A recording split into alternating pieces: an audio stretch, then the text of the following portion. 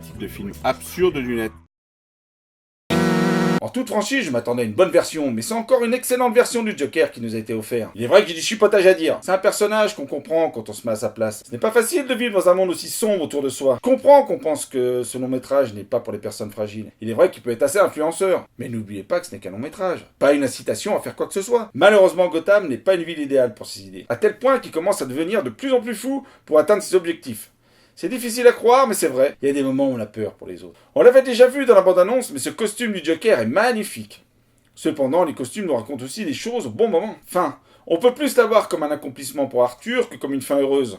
En tout cas, on peut dire que notre personnage principal en a beaucoup bavé pour en arriver là. Mais il a réussi à faire ce qu'il voulait. Décor, sincèrement, tous les lieux font réalistes et arrivent à nous convaincre d'être dans des lieux réalistes, sans problème. Je n'ai rien contre l'écriture de Joaquin Phoenix, mais est-ce que je suis le seul à avoir remarqué qu'il avait écrit en français dans son carnet ? Soyons honnêtes, je n'ai rien contre ça, mais son métrage est américain, alors ça devrait être écrit en anglais. Comme la majorité des panneaux de la ville. Bien sûr, c'est un détail qui ne gâche pas le long métrage, mais ça fait bizarre de voir l'écriture française dans un long métrage américain. Et je trouve ça bizarre parce que la majorité des longs métrages américains qui ont fait la même chose écrivent en américain. Il y a des sous-titres pour la VF.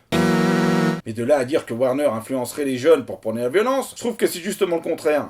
Warner ne cherche pas à influencer qui que ce soit, mais bien à montrer le problème de la société dans laquelle nous vivons en ce moment. Elle veut nous transmettre un message, de se poser les bonnes questions et de réagir. Quand on voit le chômage qui est en masse, les jeunes qui ont du mal à se réinsérer dans le monde du travail, même avec des diplômes, c'est grave. Ils nous laissent pas notre chance. Il faut de l'expérience, il faut ceci et cela. Sans compter que beaucoup de familles aux revenus modestes ne peuvent se permettre de payer la conduite pour leurs enfants. Ce n'est pas accessible pour tout le monde, et c'est un frein. Car on a tous besoin du permis et de la voiture. Nous vivons dans une sombre époque, qu'il en déplaise. Peut-être que si le président des États-Unis pouvait changer la loi du port d'armes, même si apparemment c'est plus dur qu'à faire.